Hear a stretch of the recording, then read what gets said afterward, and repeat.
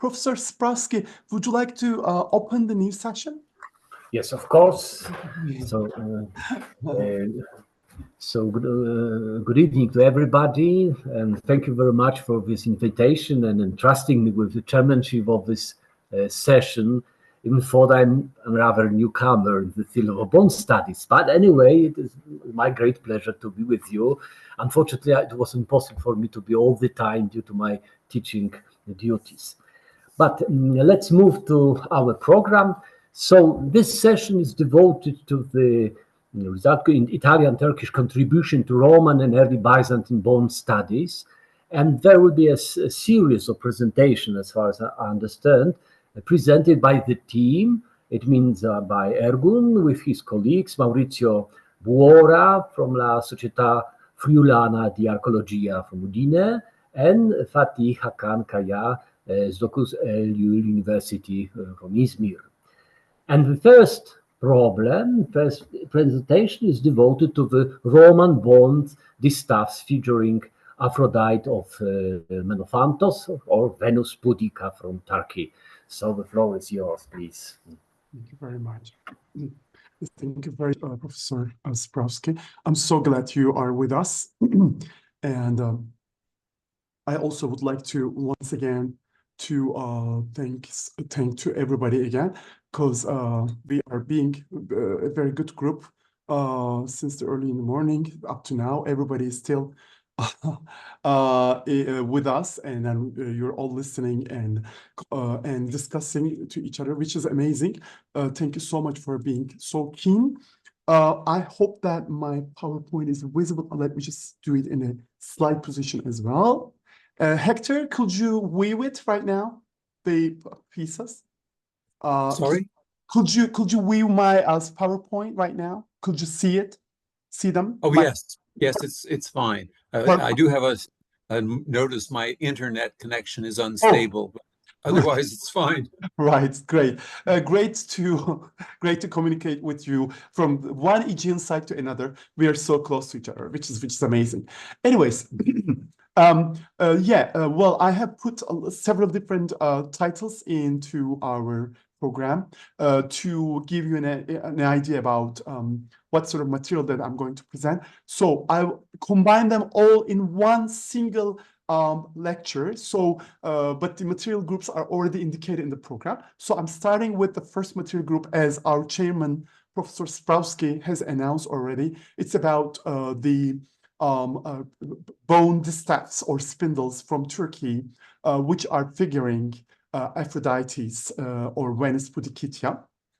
You have already noticed them in the abstract booklet that I've already published. Here we have some examples of them. These examples are from the Museum of Afyonkarahisar in Phrygia, in western part of Turkey. And there are many, I would say not less than 8 pieces. And in terms of manufacture and in terms of their state of preservation, they look very similar to each other. So I suppose that Afyonkarahisar, the region of Afyonkarahisar, the ancient Phrygia, must be one of the places where we should expect a manufacturing center for these pieces. One of these here is a complete example. We are not very lucky to have such complete examples. In most cases, the heads are broken. I'm not sure if this is intentionally done or not. But as I said, most of the time, only the upper parts are being protected. So we find them mostly in 2 pieces, either in this form or either in this form. So, either only in statue form or complete with the bottom part for the distaffs. So here the other examples. The first one were from Afyonkarahisar in Phrygia. This is an example from again Afyonkarahisar, but iconographically a little bit different than the other one. As you see, the type of Aphrodite is a little bit different. This is the one that has been shown by Hector already in his presentation for Anemolium. I have put it here because, as Hector says rightly, it should belong to the later seriation of this production. I also agree with him for the datation that it should be late antique, like 4th century, 5th century. Because if you compare the style with those, they look earlier and they look fancier. I would say 2nd to 3rd centuries AD. And there's here one from the Museum of Mersin, which is also a little bit rough one. This one is also very nicely protected, where we can see even dolphin. So some of Aphrodite's have the combination with dolphins. But if we check the iconography very carefully, we will come to the conclusion it is very typical Venice pudica. And the type that we know from the 2nd century AD in round sculpture in marble a lot, especially in Asia Minor. And I believe that this type is an Eastern type in terms of bone manufacturing. And it is possible that also in Western Roman sites, in European sites, some of these distaffs were brought from Asia Minor or even further east. But my research sort of confirms that there is a manufacturing center in Frisia, at least one. And a second one we should check in the area of Antioch in southeastern part of Turkey. So the second type that I would like to present is this one with Athena Piraeus. We have a complete example, again from Afyonkarahisar, and 2 examples from different museums. This one is from Ephesus, a famous one, already published one in Austrian books, as well as this one from Ankara. The workmanship has a manifoldness. They are not all the same, but they look very similar to each other. So after Aphrodite, the second iconographic type that the Anatolian bone manufacturers were chosen was Athena of Piraeus type. This type we know since the 4th century BC, a late classical iconographic type, which was very common in Greece and in the Aegean and in the rest of the Eastern Mediterranean. So they have chosen Athena as a combination with the spindles. If you ask me about the fine context, I believe that most of those pieces should be from funerary context, from graves, from burials. But unfortunately, only very few of them have been excavated properly. So from the excavation reports, of course, we have some, information about the spindles, but very few of them are figural. So the only thing that we can assume that they are from the graves, from the burials. But as I said, the precise information is not there. So I believe most of them were funerary presents. So this is the type number 3, type 3 in Asia Minor for spindles, bone spindles. Again from Afyon. This is from Trabzon, from northeastern part of Turkey. And these are from Afyon, and this one is from Marmaris. What is type 3 for me, iconographically? Type 3 is a spindle type where we have a depiction of a bust, of a portrait and a bust of a female. Sometimes I think this is a male, a young male, with a very, I would say, remarkable hairstyle, and also a very remarkable, of course, torso. So they have chosen this specific type, iconographic type for spindles in Asia Minor. Well, this is another example which is open for discussion, if this is a bust or not. But it looks like a bust in a very rough form, in a very, I would say, unworked form. It's not a naturalistic way of rendering. But this seems to be a very nicely done one. So I think this was the prototype. So all 3 types are common in Asia Minor, are customary in Asia Minor in 2nd and 3rd centuries AD. If I should be more precise, I would say they were in use between 120 to 240, 50, between these 2 time period. And mostly in the western part of Asia Minor. and they were manufactured for sure once in Phrygia, and also some other places like Antioch, and maybe in Ephesus as well, and in some European sites, in some Western Mediterranean sites. I suppose that some of these finds should be from Anatolia, some of similar pieces. This is my type 4. The type 4 is, first of all, is this line, the one with the line. And this one is from Ephesus, where I suppose this should be a Tmetherion. Tmetherion, this monumental one. But St. John would tell me more on this because this type of things were very common in the East. Maybe he will know better than myself, and he will give a suggestion about the identification, the true identification of this feature here on the top.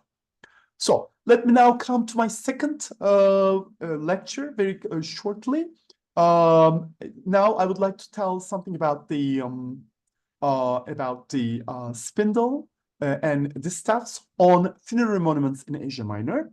The first object that I would like to show you, a stele from Aydın, from Karya, where we have a funerary stele of 2nd, 3rd century AD with a female representation and some symbolics, some items belonging to female life, like a comb, then a mirror, then a spindle, then a distaff, and a kalaphos, a basket, a woven basket, as well as an angeanterium, a bottle, perhaps for a perfume, or for maybe another type of thing, another type of liquid, we don't know exactly.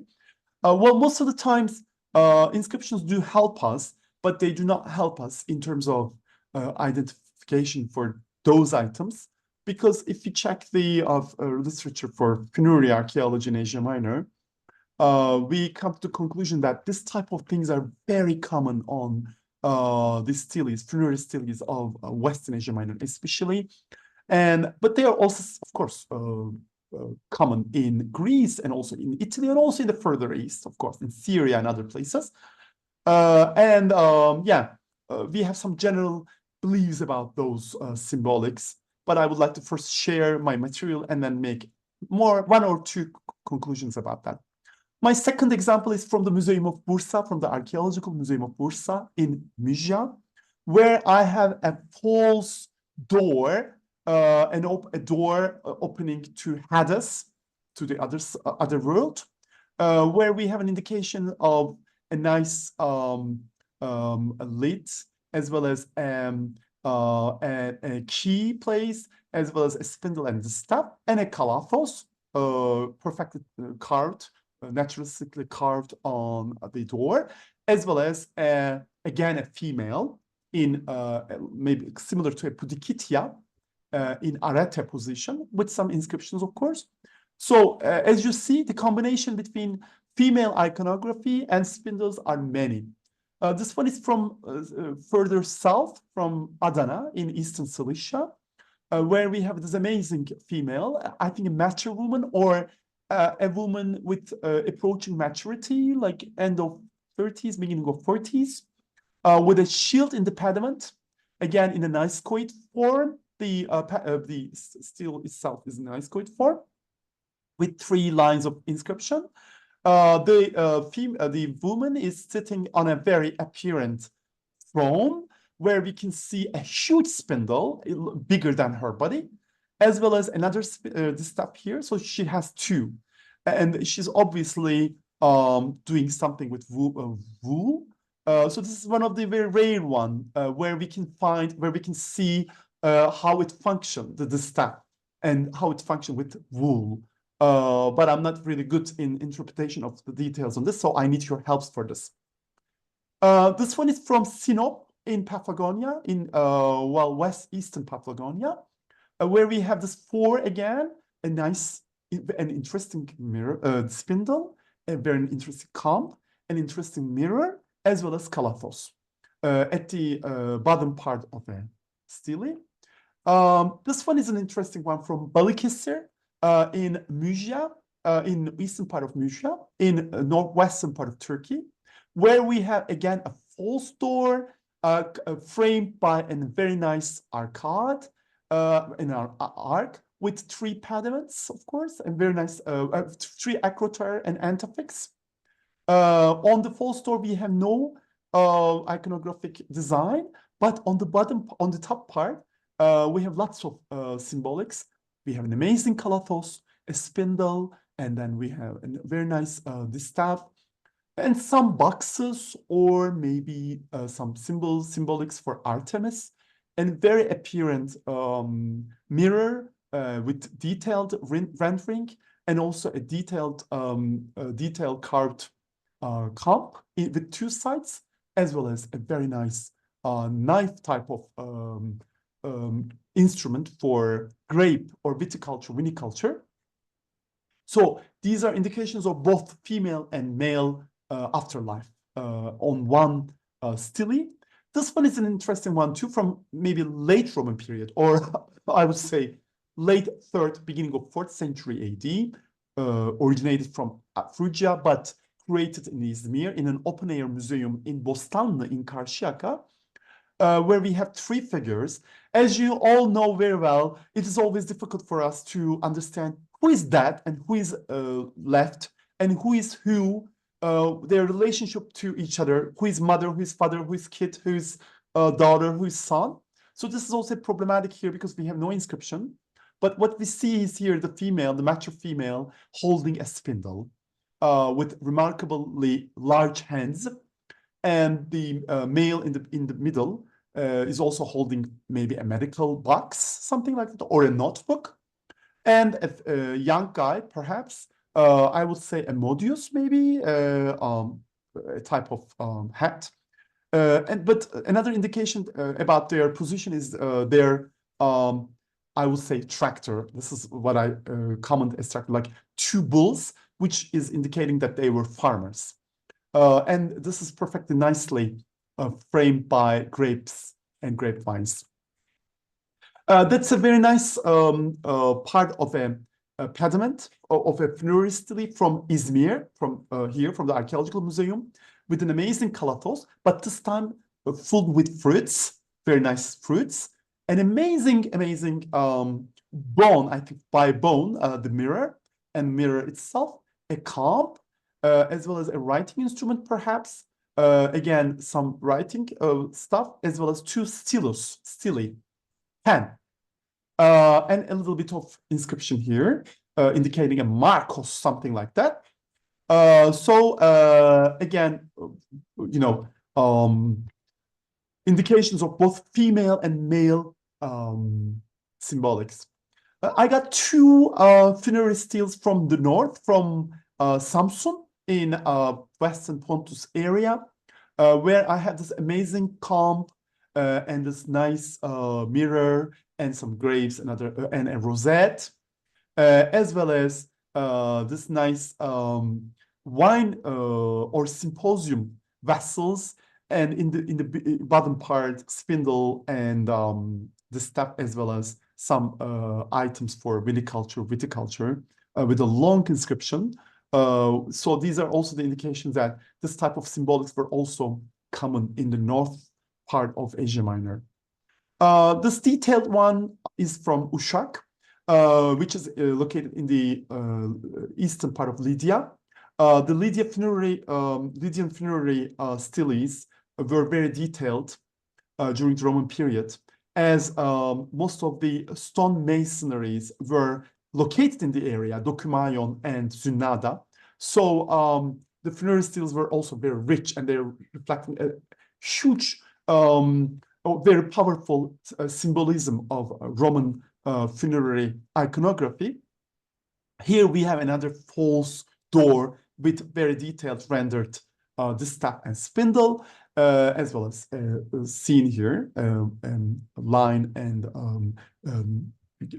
deer symbol. And here in the pediment part, in the arc part, again, so many material together with kalatos and distaff and other things. This one is also with the false door, a comb, a distaff, a kalathos, axe, and other things together with, of course, eye beliefs, which were honorific emblems or honorific symbols for the dead person in funerary iconography in Asia Minor. Again, from Uşak, from Lydia, with remarkable, huge mirror, with this nicely carved volutes, maybe by ivory or bone, with this nice comb and a little balsamarium or unguentaриum for toilet use by a woman, of course. So the question is, were these combs for toilet use for a female, or were they for weaving? That's a question itself. We don't really know what they were actually used in Asia Minor, because this could be both. They could be used for weaving for carpets, but they could also be used for toilet tools, actually. So this is another one from Sinop in Patagonia, where we can see the staff and a spindle very well, and their connection and how they function, more or less. With few lines, the sculptor showed us very well how they function, and as well as the calatos, of course. Calatos is extremely detailed. I like it so much because we can see how it was looking at that time. And I got this one again from Lydia, where we have false doors and this nice combination again, balsamarium or a vase, maybe by glass, mirror, and the comb. I think this is one of the last one, again from Lydia, on the false door, this time comb in a form with a line in between, as well as a calathos and a mirror. So, and another one with a basket, and this time a very detailed rendered comb, and two bulls, which are indicating that the funerary stele person, the person who was dedicated in the funerary stele had perhaps had two bulls in his life. Yes, in this form also we have this nicely carved mirror, as well as a detailed carved comb. And I think this must be the very last one from Uşak again, calathos and other symbolics on the same false door, as well as this one with lots of different items. And I think this is the very last one, I guess. As I said again, this nice combination of spindle and the staff, and a writing instrument, comb, mirror, and other instruments. Some of them I cannot really distinguish. So what is my conclusion about those objects? As you have seen, the number of iconographies, the number of objects that are reflected on the funerary steles of Roman Asia Minor are many. There are so many. They were already classified and already commented by Kremer in her book on the funerary iconography in Museum in 1980s. So, and her ideas were very convincing. What I would like to contribute is that if we check these objects in terms of their manufacturing, you would realize that none of objects is completely same as the other one. So that means there were many different types of combs. There were many different types of spindles and distaffs. There were many different types of mirrors from different materials. So that means it is almost impossible to speak about one single type of spindle, one single type of mirror, one single type of combs. So we are still at the very beginning phase of our knowledge on the objects from Asia Minor. There is still a long way for us to go to classify this material and to understand this material, how they use it, where they manufactured them, when they did them, for which purpose. So there are lots of questions. And for answering these questions, one of the most important tool was these steles.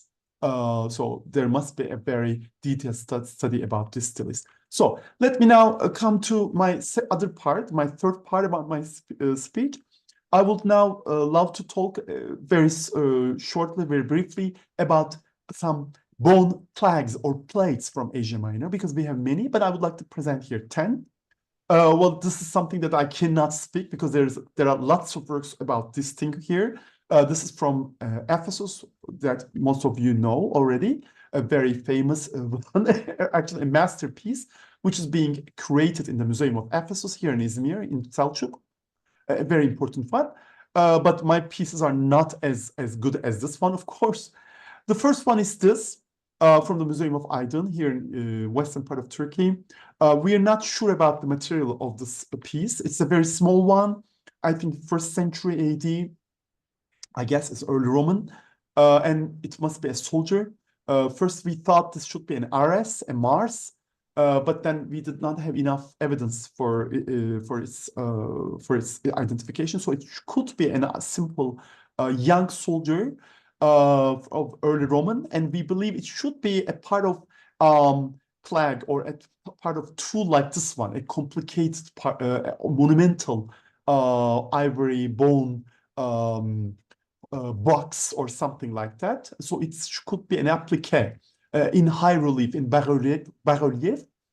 Yes, the second one is this one from a Hellenistic piece, actually from 2nd or 1st century BC, one of the earliest pieces that I have, from Eskişehir in north western Galatia in southeastern Bithynia, where there is a very famous tumulus from late Hellenistic, Middle Hellenistic, late Hellenistic period, Koca Kızlar, which was published by Sümer Atasoy in 1974. This is an interesting piece. I would like to sort of distinguish this piece, or I would like to identify this piece perhaps, or compare this piece with a coin of Ptolemaios IV. It looks like him a lot. This is a gold coin from the British Museum.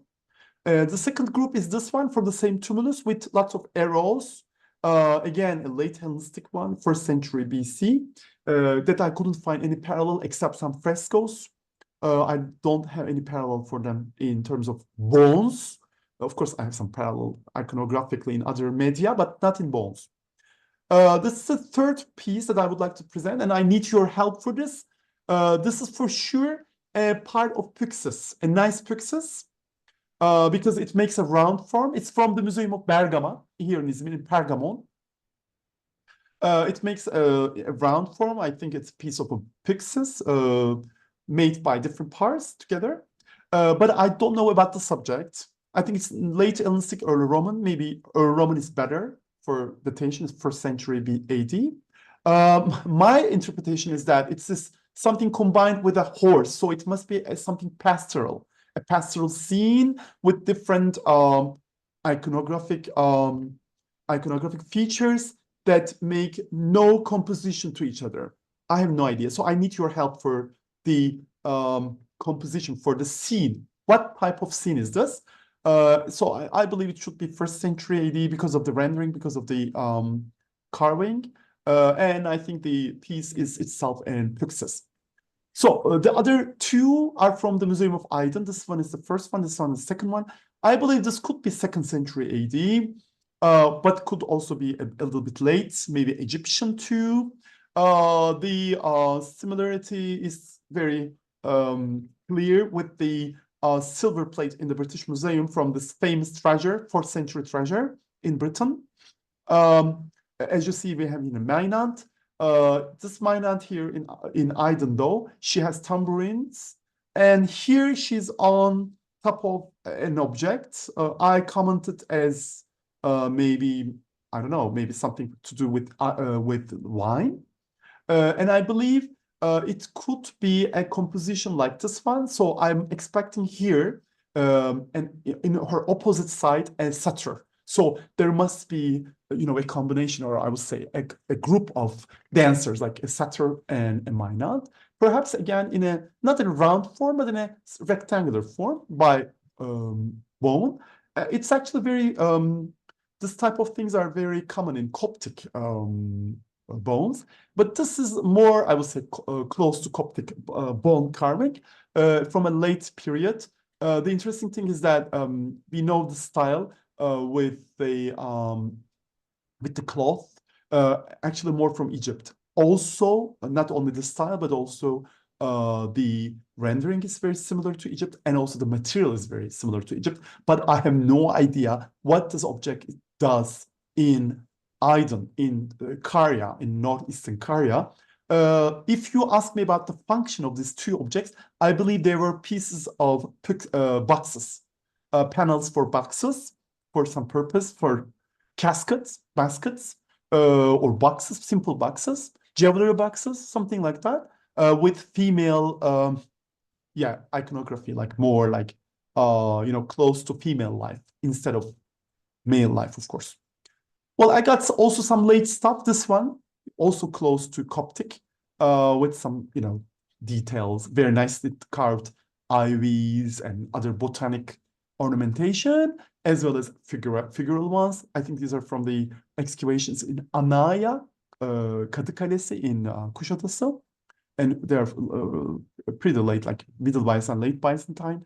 Ivory objects, small ones, but very meaningful ones, because reflecting perfect iconography, Byzantine iconography.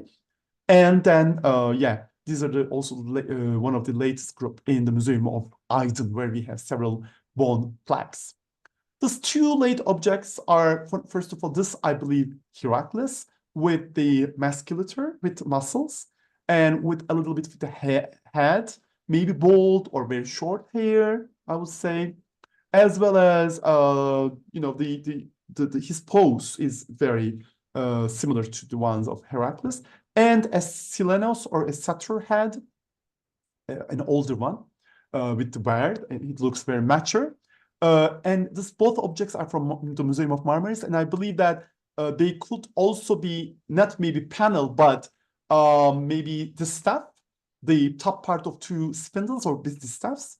This could also be the case. So after my 4 types, iconographic types, I would love to add this 2 into the staff group.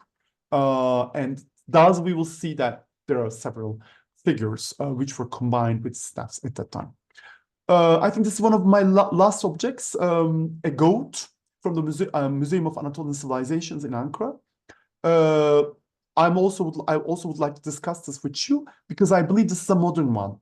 It doesn't look to me very old because of the carving technique. The subject looks, of course, old. So I'm wondering what does this object do in a museum. So my next group is dices. Some colleagues have already shown me the dices, but in Anatolia we have several of them. Hector has also found, I think in Mytilene, if I remember it correctly.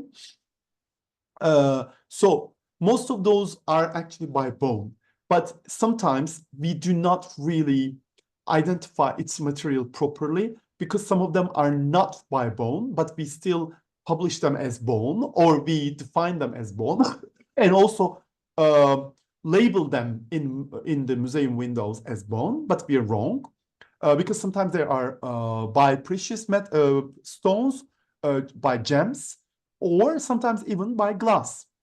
But there are some pieces that we are sure that they are bone. If I compare different museum materials to each other, I come to conclusion that there are so many different types of dices in Asia Minor, so that one cannot speak from one single workshop. At least 4 different carving styles I have observed. And also interesting thing is also the chronologies. They date from the 2nd century AD to 6th century AD in different excavations reports, as well as the number of the circles on the dices. So there are lots of questions that should be replied through this material. As I said, I would like to express once again, we are at the very beginning of our knowledge on bone archaeology in Asia Minor. So I think this is the last group. I hope I don't want to bore you so much because you're all tired. So now we are coming more to medieval Byzantine and post-Byzantine stuff. And now my concentration is about mother of pearl, the nacre ones. We have lots of mother of pearl material in Turkey, and I'm hoping to present them in detail in the next workshop next year with Sanjan on work shells, because they're basically shells. But most of this mother of pearl material in Turkey are related to religious function. Very few of them are secular. Most of these objects are liturgical and religious material. I have just published them even today in a journal in Oxford that I'm going to circulate you today I will send you this new article to your mail address tonight, this evening. So let me just start from this. Well, these are not big objects. These are very small ones. If you ask me about the measurements, I will say like something between 4 to 7, 8 centimeters. And they are also in the form of tears, like tears or almond-shaped, because they were carved basically in the form of a shell, like this one here and this one here. Especially this form is very common. And with my colleague, Professor Mauricio Buora, we try to find a name for them in English. And I don't know if I'm right, but we believe this should be called as buckle.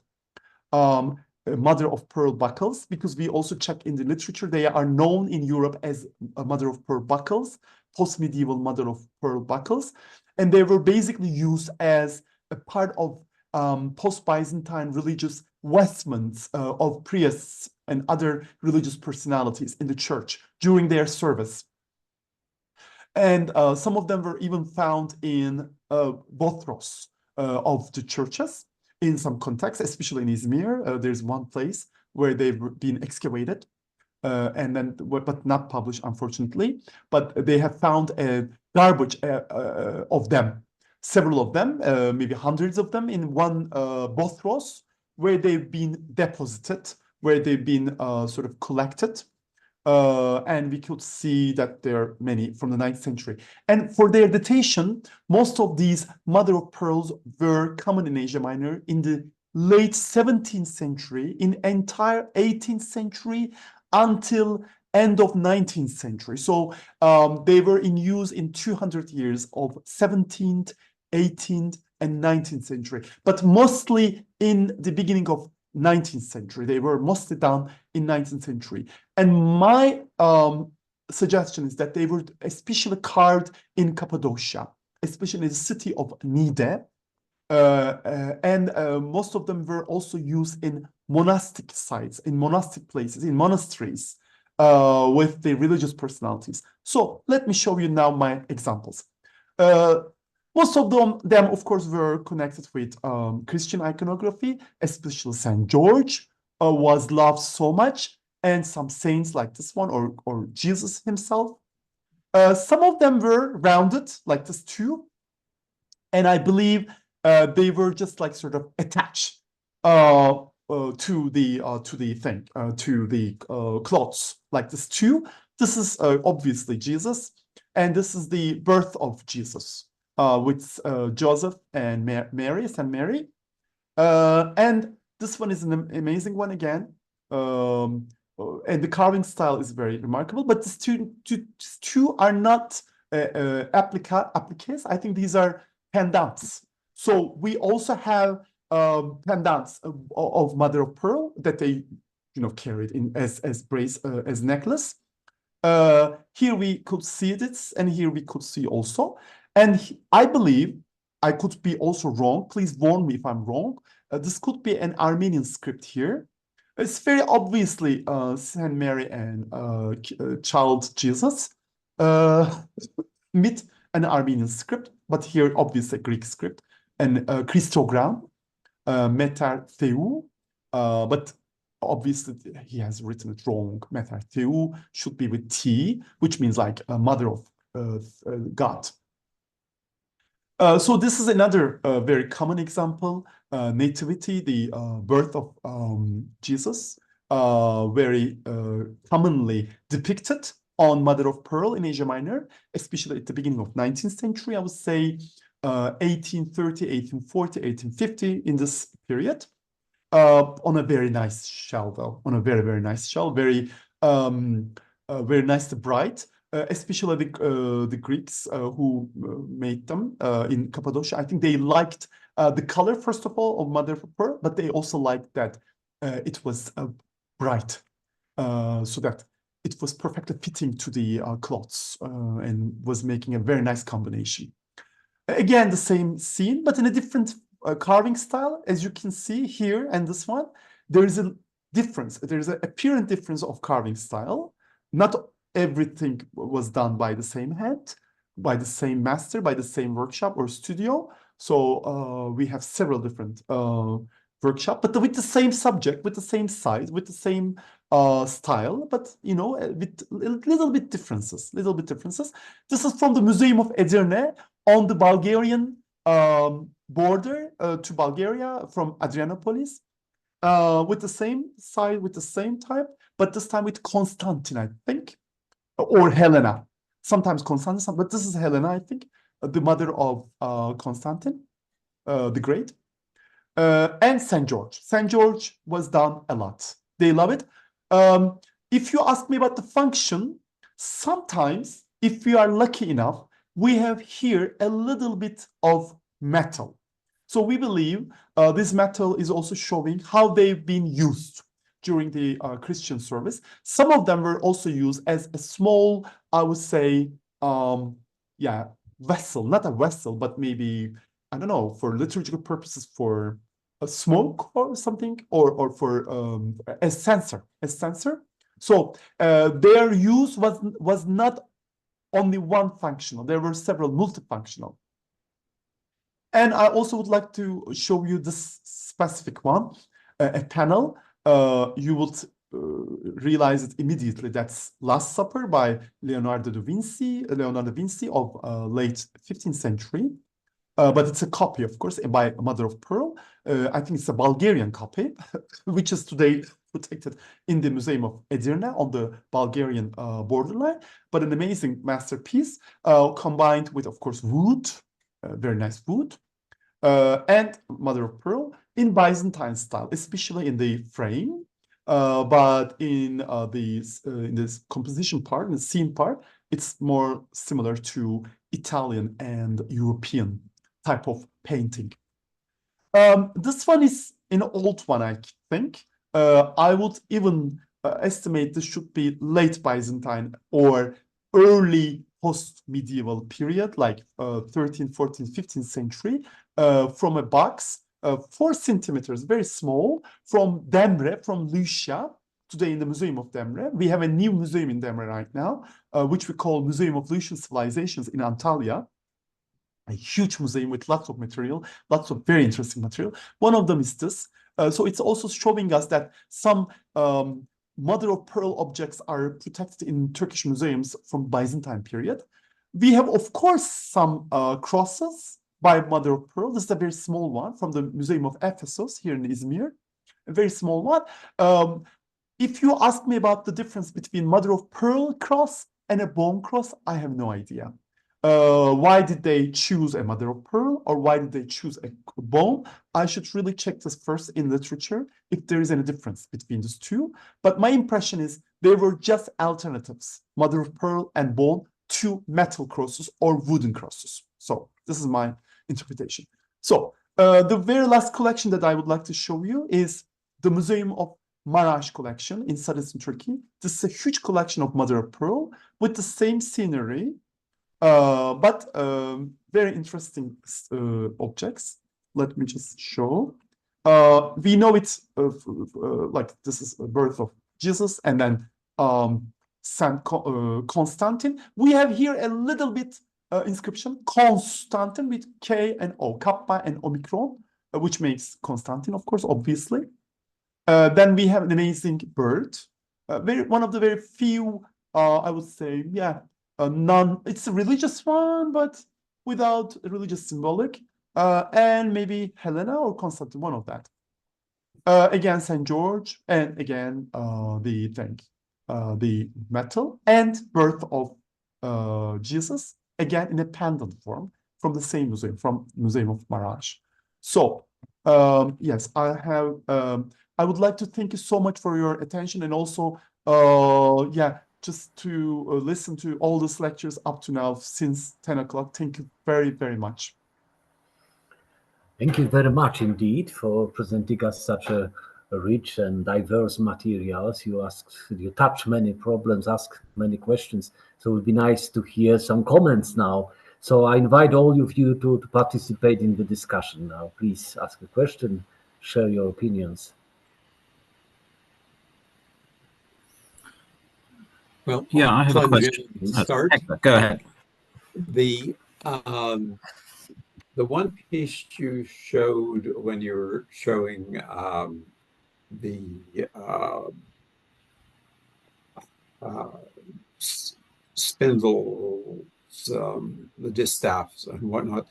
There was one piece where you had a hole inside a square of very spindly little support. Now we have one or possibly two that are in bronze. They're identical to the one you showed, except they're in bronze.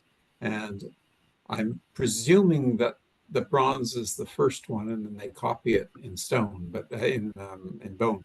But I really no way of knowing. Yes, that's it. And what we have is just the broken. Trying to point at it, but I can't.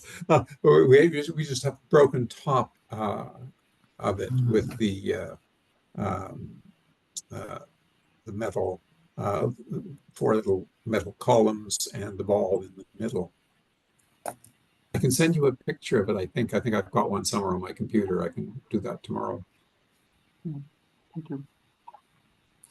Yeah, following on from that, Ergen, what's the chronology on that Type 4? Well, yes. Yeah, as Sanjan, I would say it's very difficult for us to really offer any chronology yet. You know what I should do right now? Fatih has done a long list of Turkish finds, as you know. So I should really sit down and take my time to find really nicely dated distaffs and spindles from Turkish sites, which are convincingly good enough to make a chronology, and then just bring them to my material. But generally, these pieces do not exist in the 1st century AD, and they have an abrupt termination in the 4th century. So they are mostly common between 2nd and 3rd, but this is not enough for us. We would like to have more precise dates for them, of course. And for this purpose, I need more, I would say, precise dated places. But as most of you know very well, so far we have very few excavations here where the bone finds were like properly published. So all I need to do is just like really sit down and to check each bibliographical reference that Fatih has found, and to make sure if they are good or if they are reliable, and if I can really use those evidences for our own material. So I need a little bit more time to tell about the more, I would say, precise dates. Yeah.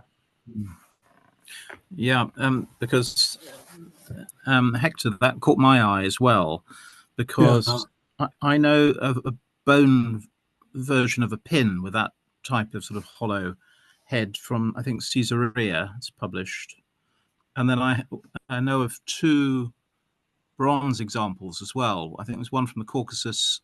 There's another one in the Petrie Museum from somewhere in Egypt that Petrie picked up. And there's a 3rd that I excavated in northern Iraq in a late Sasanian village context. Those are all pins, but with the same very distinctive sort of hollow rectangular head. And in one case, definitely still containing the ball. Yes, one wonders, what does it represent? I don't know.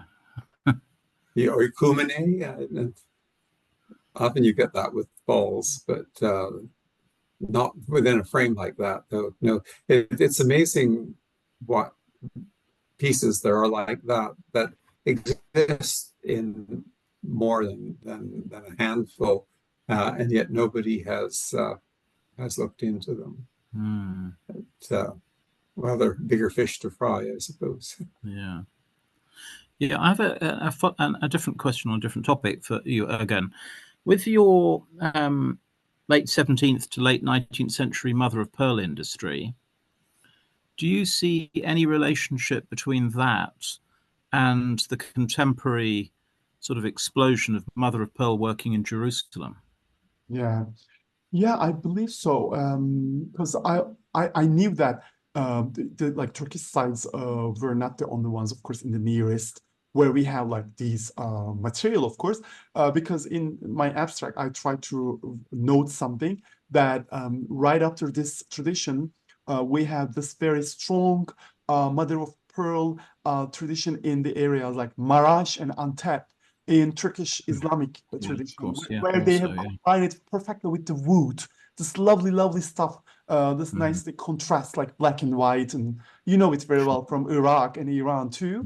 So we call it in Turkish kakma, which is actually very, I would say, yeah, North Syrian, Southeastern Turkish tradition. So they go down to Jerusalem, and my impression is that some of the artists, especially the ones who worked in Armenian factories and Armenian manufacturers, they were Yeah. mobile, and they transported these things from one place to another.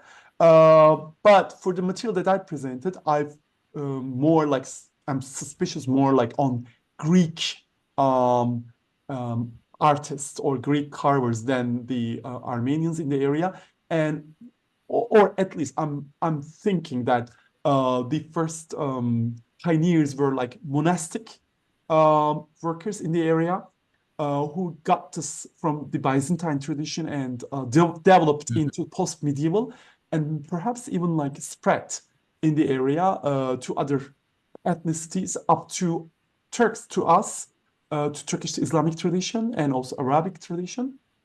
So it's a mixture of lots of things together. Yeah, yeah, and up to now, what we did not know, the role of Cappadocia and Mother of Pearl, this combination we didn't know. Interesting. But with the material, now we can say there is something going on there in terms of production and manufacturing. Yeah. Well, you're talking about mother of pearl, brings something else up to mind for me, and that is coral. Uh, and I guess we could have included coral in what we were talking about in this series, although we have made a 2-day series out of it.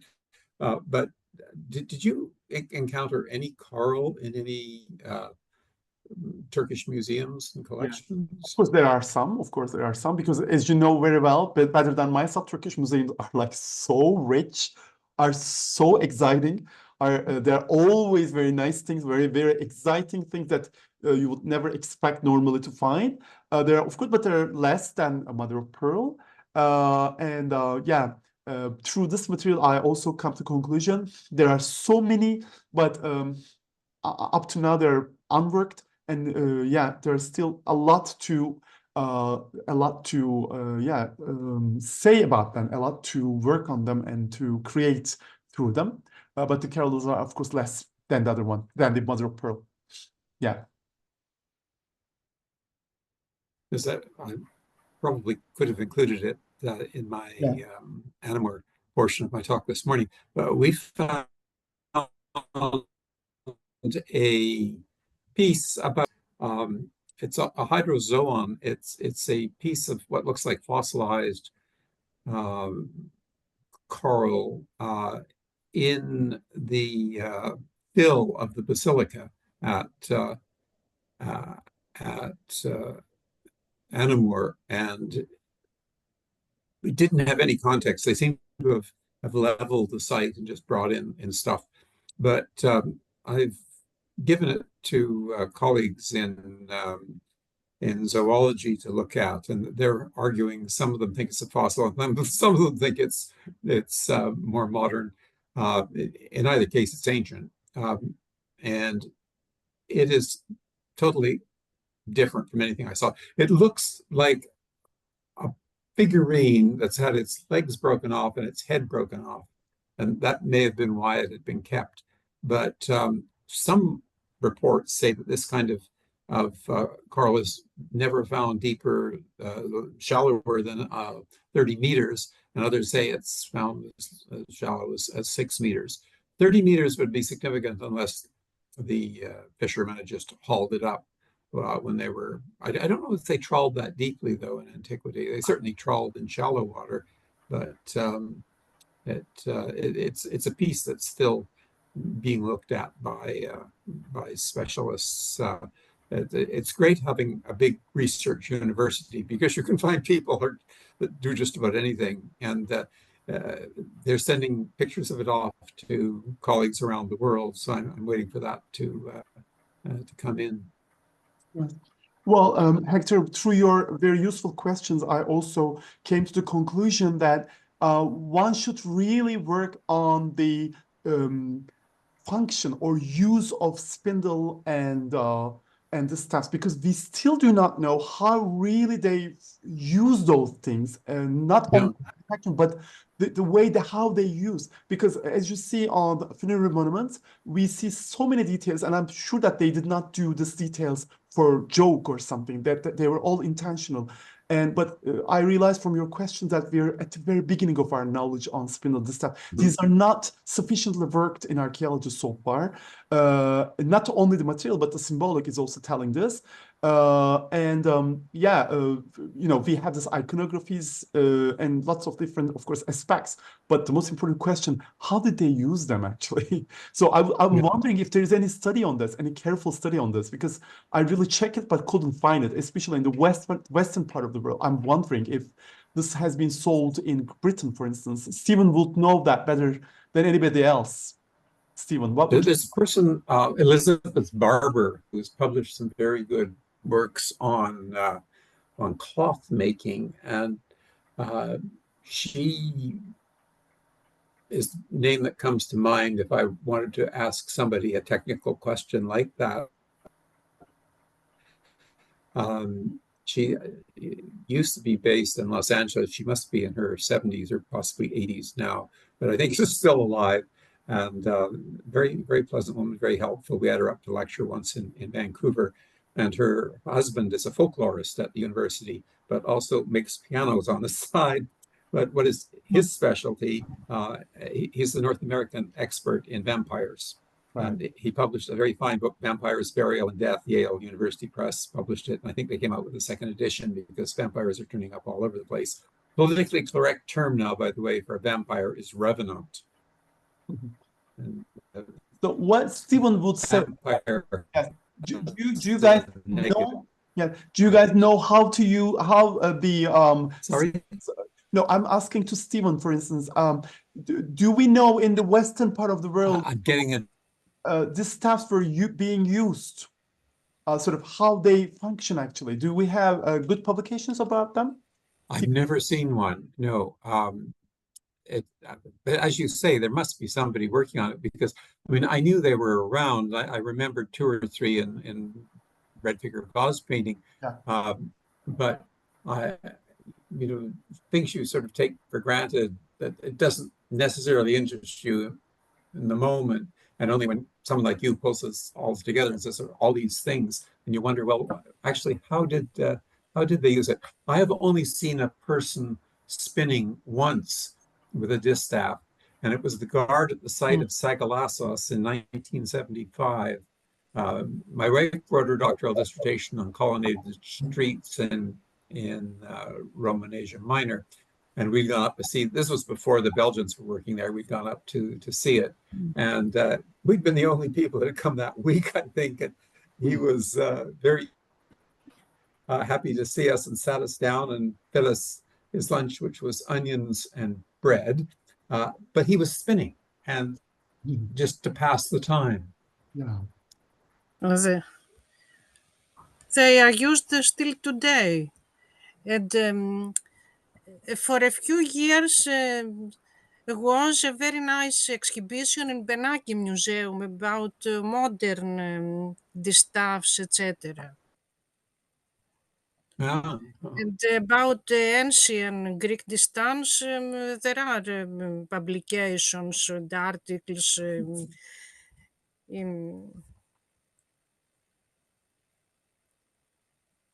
Can I say something?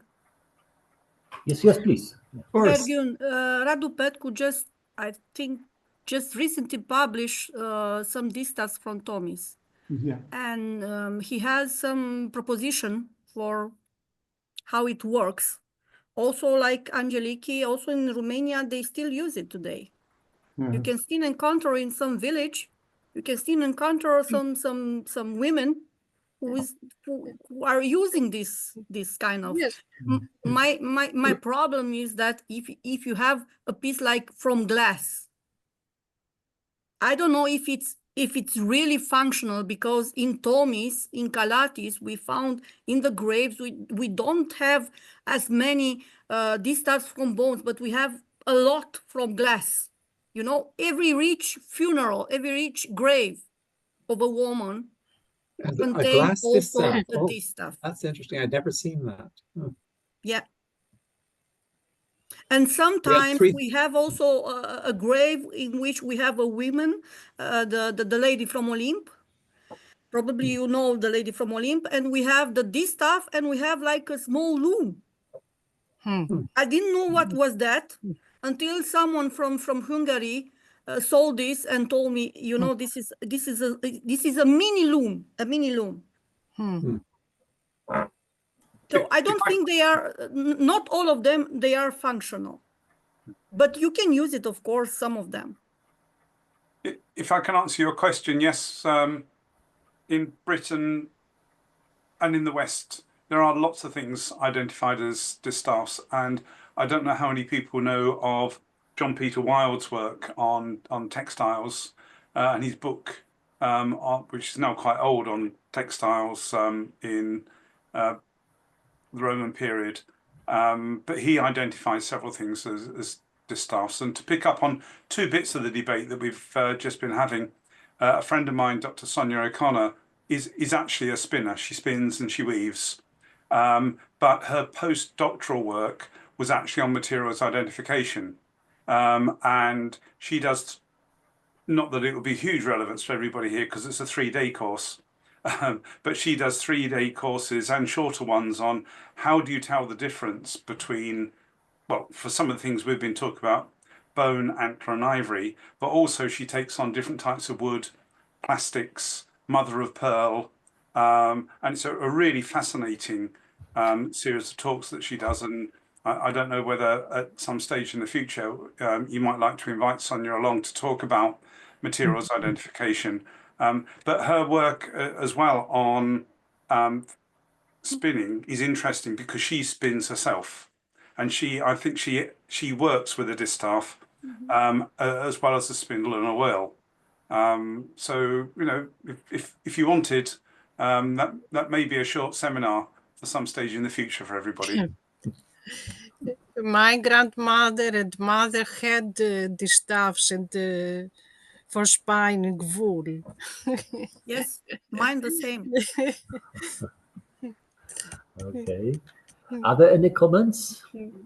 Yes. If there are not other comments, I would like to say also something. Yes, to say and to ask. For Hector, you know, in Tibiscum, we have workshops, glass workshops, who work mainly beads, but also other kinds of jewelry like bracelet or rings. And in these workshops, which is published, they found also coral beads.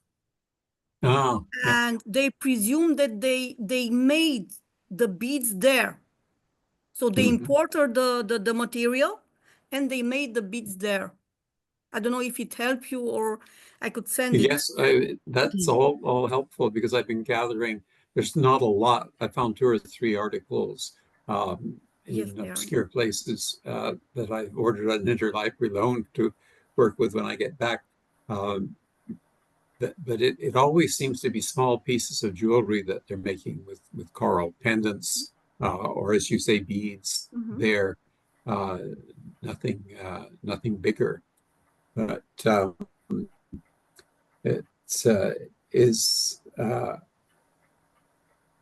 strange to find this piece, and I suspect that such pieces have turned up in other excavations, and people have just thrown them away, thought they were just a rock or something of no importance. Yes. And for Ergun, I do have a question. Yes, I noticed that you have mother of pearls material, but mostly late material. And my question is, do you have do you know on Roman period? I asking you this because in Calatis we have a phylacterium made of mother of pearls and also amulets carved in mother of pearls, very, very beautiful. Yes. And they are dated somewhere around, I don't know, the end of the 3rd century, the beginning of the 4th century, somewhere around there. Yeah. Thank you very much, Anna. This is a very good question. As you know, you're yourself from a museum, so you have a very good clue what is being collected in a museum and what not. In Turkish museums, of course, most of the material which are being protected and which are being kept are complete pieces. So most of the mother of pearls earlier than post-medieval times are in fragments, as you know, were in fragments. So they are not in the process of proper museums, Turkish state museums. So, sorry, we're more based on our knowledge on post-medieval mother of pearl in Asia Minor on excavations. And one of the best published site, or I would say most explored site, is the Australian excavations in Ephesus. And in Ephesus, they have, of course, mother of pearl of different periods. One of the earliest ones that they discovered and published was from Artemision, one of the 7 wonders of the world from I think archaic period, and this is being exhibited in the Museum of Selçuk in Efes. Then they have also some other pieces from different periods from Artemision as well. So that means mother of pearl was, of course, something that Anatolians were using in earlier times. But it's just a museum policy that type of spectacular objects were being collected in the museums, logically, like in Romania, anywhere you go. So we don't know these fragments of earlier periods of mother of pearl. And as you know very well, mother of pearls are very sensitive. They're becoming like glass. They're becoming, in very small pieces and difficult to, of course, protect them. But Ephesus is already telling us about the use of mother of pearl in earlier times. But next year, hopefully, inshallah, when we organize the next conference on work shells, I will reply your question in more extensive way of excavated material from Turkey. That was a very good idea of Sancan and other colleagues to talk about this. And you're, of course, more than welcome to contribute from different areas because we know very, very few about these things. And I already told to Sancan about that even in today's excavations, most of the shells are being thrown away. They don't really collect them and they don't use their potentials because they don't count them as worked. So this is more or less for same for mother of pearl. We cannot really differentiate them in excavations, and sometimes we throw them away with the soil, with the excavated soil. So yeah, again, we're at the very beginning of our knowledge, and the knowledge is showing that most of our pieces that are protected in the museums are post-medieval from this religious context of monastic sites or monastic uses. Yeah. Thank you. Thank you very much. Thank you very much. I can't hear any more questions, so thank you again for yes, your... if I Yes, can, yes, I yes, can please. say, Sorry, of course. Ergun, you showed the wonderful head of helmeted warrior. So there is a series of little herms, Alexandrian herms, represented Macedonian warrior with ram's horns is exactly the same. They are mostly made of Giallo Antico marble. So maybe your object, if it is really of bone, can be some replica of this type of herm representing Alexander the Macedon. Thank you so much, Alka. This is very useful what you said. Thank you very much for this. We also discussed it a lot with our colleagues if this is a real bone or something, because as you know, some bones are becoming very yellow. after a certain while. It should be, of course, white at the beginning, but then it becomes yellow in a very late period. And but also some marbles are becoming yellow too. So it was not very sure about the identification. But in either case, it's a piece of small sculpture. And it's of course very open for discussion. It's also a little bit showing us the use of bone in that type of boxes in early Roman Asia Minor, as we have a very nice ivory piece from Ephesus, as you know. So it could become sort of something like this, maybe in marble, maybe in bone. But my colleagues were saying it should be bone. But as you say, it could also be in marble, or at least copied from a marble. So thank you very much for the indication, very useful indication.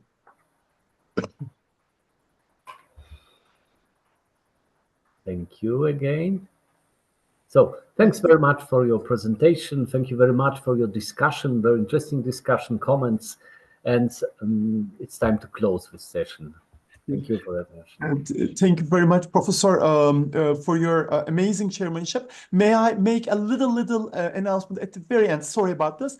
I know that all of you are very tired right now, but our colleague from Hungary, Frank Fazekas, has written right now.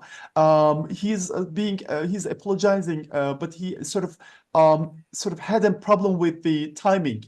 With timing zone, so he would like to speak in the last session. What would you say about that? I would love to hear him. If you guys also, if you guys also will sort of, I think that we should give him this opportunity. Do you think could we listen in the last session?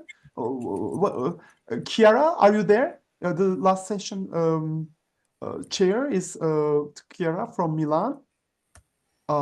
Chiara? If he promises not to be more than 15 minutes. Yes, I'm here. Thank you. Yes. Hi, Chiara. Yes, sorry, our Hungarian. Hi. You're still there. This is great. Yes. We're still Of smiling. course. Better even. Chiara, our colleague from Hungary has arrived. He just sort of had a problem with the timing, and we have only one lecture at the end, which is our keynote speaker, St. John Simpson from British Museum. I don't want to speak anymore because I have spoken too much today. So I had my my turn. I would like to give my turn to Ferenc Fazekas after maybe Simpson. Would you agree with this as a session chair, Chiara, or and our participants? Yeah. Yes, I would like only to thank warmly Ergun Lafley who organized this important conference in honor of Professor Hector Williams. And I am very grateful to everybody. And now I don't understand if I have to introduce the conference of St. John Simpson. Yes. Please. Yes. Okay, allora it's an honor for me to introduce the closing lecture, and I am very glad to welcome St. John Simpson, British Museum, and the title of his presentation is Sasanian and Early Medieval Bone Objects and Archaeological Case Studies from Iraq, the Persian Gulf, and Central Asia. Thank you very much. Firstly, again, to repeat our thanks to Ergun for inviting us to this fantastic event, and especially to join very late in the program. Ergun, you very kindly offered to do my slides for me. I hope that's still on. Of course. I'll right away. I'll open them right now. It's not over here, St. John. You have the thing here. Yes. You have sent me the PDFs, and I'm opening. Yes, I sent you that, and then you right can. Now, don't worry, I have everything here. You can control it. Yes, of course, I'll do that with pleasure. Because the computer is a little bit slow. I'm so sorry about this. It's filled with lots of things. That's why a little bit slow. While you're doing that, I'll just say that I deliberately kept my presentation rather free because I wanted to learn from you all and it's stimulated me rather. So I'm now going to throw in various other comments stimulated by what I've heard today. Yes, I'll do it right away. I'm trying to. It's opening right now very slowly. My computer is very slow, like myself, like myself. So let me just open it now. Bond paper. Is it the one? Is it the right one? Yep, that's it. Yeah, and I'll do in Okay. slide position. Next, move on to the first slide. Yeah. Yes, let me just arrange it in slide position if I can see it correctly. Where is it? So I'll go like this one. Yeah. So this number Next. one. Number two is this one, I guess. Yeah. Yeah. Yeah. Yeah. So I'm taking you a long way further east from all of the papers that we've heard today to just quickly dwell on 5 case studies that are monographs that are forthcoming or planned, of which I'm the lead. So 2 of them are based on sites in Iraq, Veyardashir and Kish on the left. One is up in Central Asia, site of Merv, and 2 are in the Persian Gulf, Siraf and another site, Kush, which is just dropped off at the bottom. So there are 5 very different types of site, spanning the Sasanian to early medieval periods. Some were excavated a long time ago, some were excavated much more recently. So recovery and retention varies considerably between the sites. So next, Veyardashir is a city site founded in the 3rd century AD, lasting until the Arab conquest. 2 mixed function residential craft areas were substantially excavated, as you can see on the left, by an Italian expedition in the 1960s. And I'm working on a publication of the small finds in general from that work. The site is on the opposite bank of the Tigris from the Sasanian capital of Ctesiphon and the royal palace suburb of Aspanabr, of which you have the view of the Takakisra at the bottom. So extensive excavations, fairly good recovery, no zoo archaeological retention as far as I'm aware, but fairly good small find recovery. Next.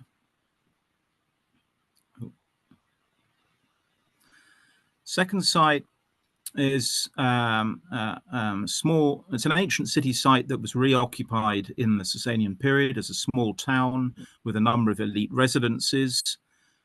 Now just being worked at again by a German team, but I'm working on legacy data from not very good excavations in the 1930s, from which, however, there is quite a nice body of data in the Ashmolean Museum in Oxford.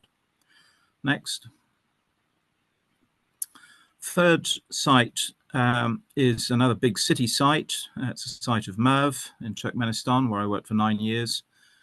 That picture gives you an idea of scale. It's an Achaemenid foundation, refounded in the 3rd century BC, fortified, covers 2 kilometers east-west, of which we excavated a number of Sasanian and early medieval areas. Next. Fourth site is a port on the Persian Gulf on the Iranian side, extensively excavated by the late David Whitehouse, again in the late 1960s, of which we have most of the exported finds in the BM, with a view to working up a publication from that work. And that is a purely early Islamic port site. Next. And on the opposite side of the Persian Gulf, I mean, linked by the Gulf rather than separated, I would say, is a small site initially founded as a fort in about the 4th century AD, and then morphing into a small village in the early medieval period at the site of Kush, in the middle of a date palm oasis on the edge of a lagoon close to the Persian Gulf in modern-day Ras Al Khaimah. So very good recent excavations, 100% sieved, good recovery. So next, moving on from those 5 quite different types of site in different environments, I'll just throw out some points. One is, I think Hector made this point very early on, where there's zooarchaeological recovery, then you find the evidence for the bone and occasionally horn debitage.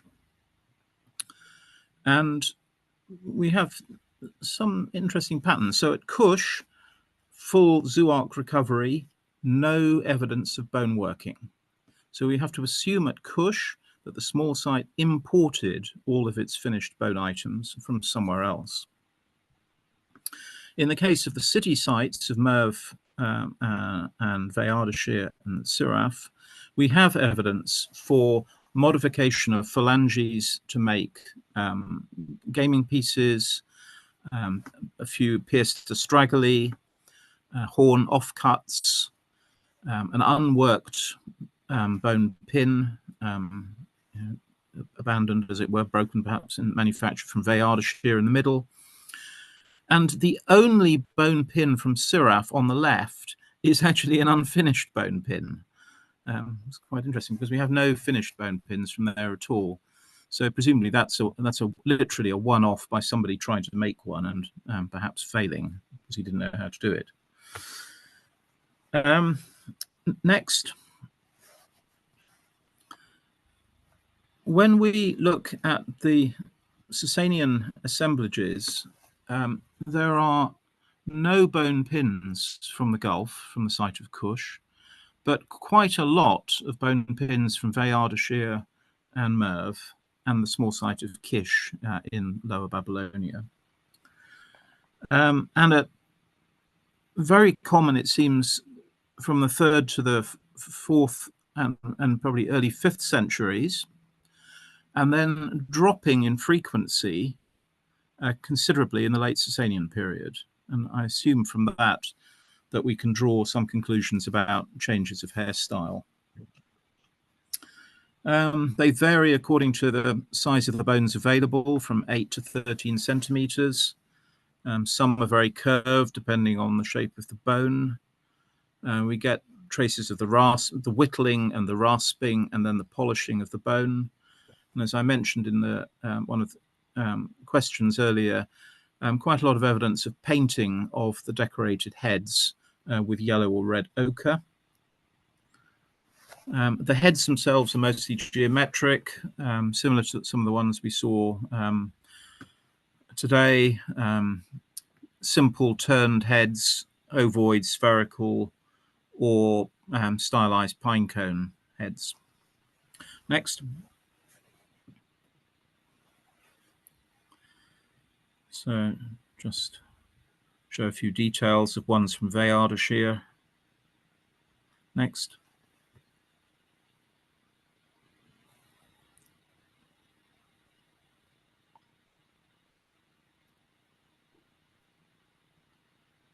Next.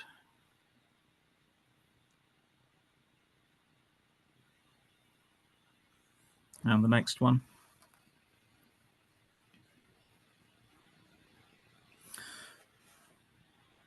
Okay, so that's so on.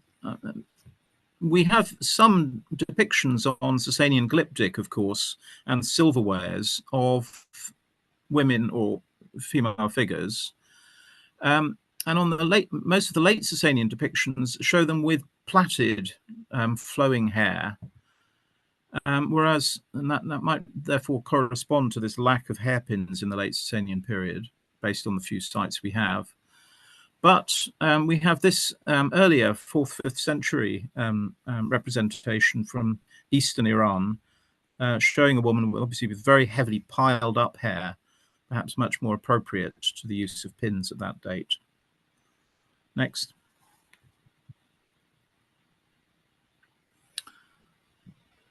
So after this evidence of personal adornment, there's very few pieces that one could say are real tools or have any function that's like spatulae or ear picks. And indeed, bone beads are extremely rare. I only know of two from the Sasanian period, one from Veyardashir, no, two from Veyardashir, and a third from Merv. So it's almost as if bone is considered worthless for making beads at this period. Next. Conscious of time. Now, at Veyardashir on the left and Siraf on the right, so therefore in the Sasanian and early medieval contexts, there are a number of these very carefully turned wooden elements, which I must admit I had assumed until today were something to do with furniture, knob handles or some sort of extension of inlay work or carved open work. But I may be wrong, because I think one of the papers today illustrated these as possibly connecting with pulling of wool or thread. So I'd like to hear comments on that. I don't know of any distaffs from any of these sites, although we have lots of spindle whorls. Next.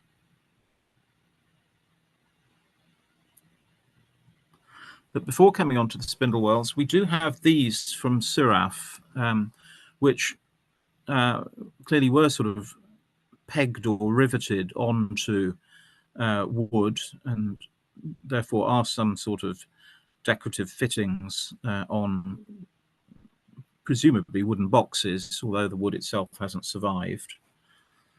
And these are limited to Siraf, to the early medieval period. Next. So for spindle whorls, almost all of the Sasanian ones that I've seen are really quite modest. They're all hemispherical, low domes in profile, lathe turned, decorated on the domed upper side, which implies, of course, that they must have been put at the top of the spindle rather than the bottom, so that you could see the simple decoration rotating as you twisted the spindle. But the use of more elaborate dotted circle decoration seems consistently to be a post-Sasanian early Islamic innovation.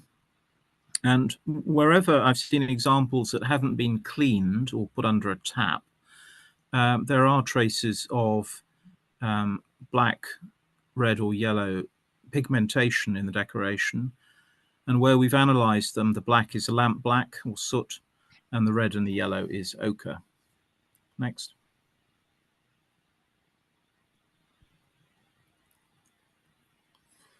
So here are some examples from Kush, where in fact we analysed all of them to look at pigments. Next. And here's a selection of bone and coloured stone and glass spindle whorls from Siraf. So you can see much more elaborate patterns starting to be added in the early Islamic period, including little bird figures. And here we have the addition of vermilion as a pigment. So it's sort of bright pink for the first time. Next.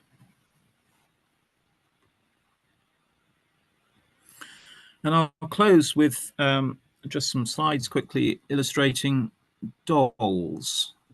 Or so on the left, we have a tradition in Parthian Iraq and southwest Iran of, let's say the 1st to 2nd or 3rd centuries AD of carving these very crude bone dolls, again highlighting the incision with pigment, and then a gap.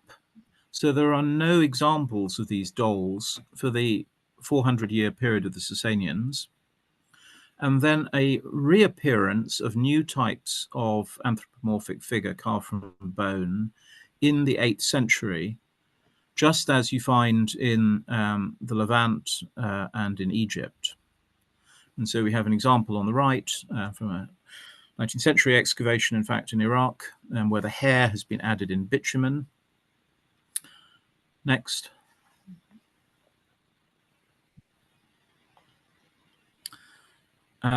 Some full figure examples from Siraf, so early medieval. Next.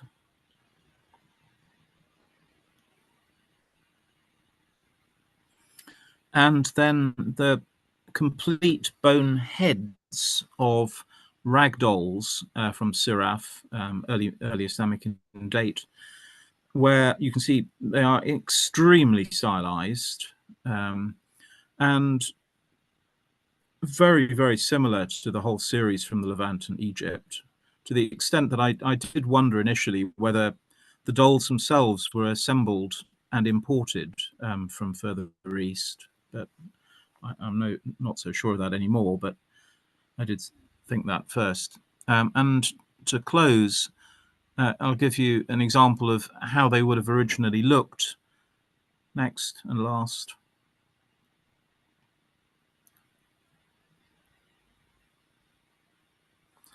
So on the right, there's an example in the BM from Egypt with the hair rendered as threaded glass beads. And on the left, the famous example from Netsana, that's now in the Israel Museum, where the head is inserted into the body, which otherwise would normally not survive in most of the archaeological conditions of the world I live and work in. So I've spoken for long enough, and I close there. Thank you very much, Ergun, for managing my pictures. Thank you. Yeah.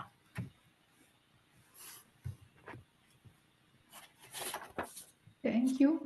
Thank you very much for this very interesting presentation that broadens our horizon, I think. The question now or after?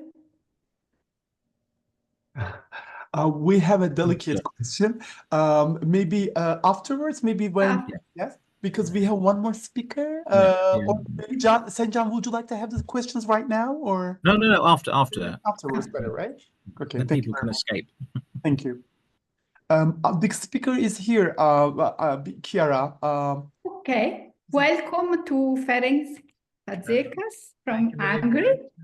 And the title of his presentation is Roman Bone Objects from the Frontier Zone of Pannonia.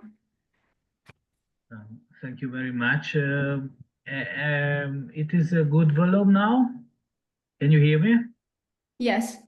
Okay, good afternoon. I'm very deeply sorry because of this time table.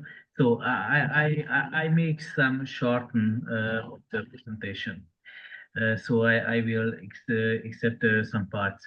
So first of all, I have to thank the organizers, especially Professor Lovely, for I'm sharing now. Could you see it? Yes. Okay. For the opportunity to make a participation of this series. So my lecture will deal with the bones of Lusonium. So I would firstly contextualize my presentation. This topic can accept from the forward of the paradigmatic work relevant for studying Roman bone finds in Pannonia and in Hungary, the well-known bone objects of the Roman collection written by the international specialist Maria Bido. You can read it. These several phrases are highlighting the problems and the challenges of the modern research of the Roman age bone artifacts in Hungary. Although 40 years passed, the need of museum corpuses and material studies in these special osseous groups appears essentially to promote for further research. The scientific analysis of the bone material from the Roman auxiliary fort Lusonium with its preliminary results hopefully provides new data to the Roman worked bones in Pannonia. A short research history in Hungary. At the dawn of the research, bone objects similar to other groups received little attention.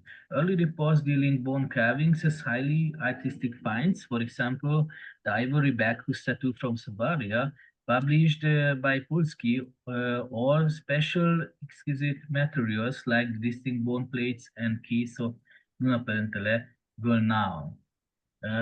After the Second World War, research started in two directions. On the one hand, the research retained focusing on highly artistic specimens by the works of the Zoltan Kadar highlighted. On the other hand, new purposeful analyses were made on different find spots. Exemplar Grazia Intertisa from Maria Alferdi, and through the works of Agnes Salomon in the 1970s, with the identification of the late Roman bone workshop in the interior of the fort. The previously mentioned work was published in the important monograph of Intertisa in 2 volumes in the end of the 1950s, included a chapter of Knochengegenstände, bone items, which was the first modern scientific publication dealing Roman bone items in Hungary. From the 19th began a new era with the pioneering work of Mariette Biro. She published important artifacts like an Indian ivory comb from Gorzium, made a systematic processing of the bone material on different archaeological sites like Brigatio or Gorzium. And here she made a new interpretation of figurable carvings. This article, The Uncrowned Goddess of Late Roman Popular Religious Belief. She published 1994 the first corpus of the Roman bone objects in Pannonia. The bone objects of the Roman collection published the complete material of the Hungarian National Museum, their Roman collection, and she made a systematization of the material into functional categories. The scientific work was broadened by new research, Alice Choiki, with the beginning her work in the Aquincum Museum, and this gave an advanced archaeological approach of the bone material, especially for the site Aquincum. With the uprising of a new planned excavation in Brigatius and Valsatér, new evidence to the identification of the bone carving workshop was found and published in 2001, involved of the analysis of all bone finds carried out by the excavation, written by David Bartusz and his colleagues. In the 21st century, new generation of specialists rise to view. David Bartusz published new discovered bone items from Brigatio and made an empire broader analysis of figural bone carvings and minor arts. Laurent Wasch published a special analysis of the bone material from Intertisa. This in a German article, Beinschnitzerei in Intertisa, an interdisciplinary archaeological monograph dealing with bone objects from Aquincum.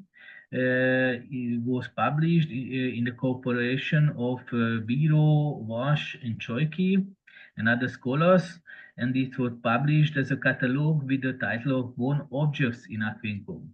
These contain an antique iron analysis, research on manufacturing technology, archaeological research, and the main exemplary work for prospect material studies. We make now an introduction to the site, to Lusonium. The Roman auxiliary fort of Lusonium is located in the province of Pannonia Inferior, on the middle section of the Ripa Pannonica. The Roman fortress is located on the Botyan Hill on a loess plateau, partially eroded by the Danube River near Paks-Dunakömlöd in western Hungary. The loess hill has been known as a Roman site since the 19th century, but it was no archaeological work carried out until the end of the 1970s. In this year, George Vichy was able to conduct the first emergency excavation on the site of the former fort. This site has been a subject of systematic archaeological research between 1987 2011. This research had shed light on key parts of the fort's layout, some of the structures, and the construction history, the building history of the military complex. You can see the fortress extended across the entire Hilltop Plateau and has an unusual elongated rectangular ground plan. In the northern and southern parts of the camp, the fortification ditches and the fortress walls were reinforced with two flanking rectangular gate towers. Part of the interior buildings are now in the northwestern part. There was a late Roman building equipped with the porticos and heating channels. The preserved western barracks south in the fork were discovered in the southern gate wing area. The military history of the auxiliary fort Lusonium is known through the research of George Vichy and Sandor Soproni. The site was occupied by the Roman army in the middle of the 1st century.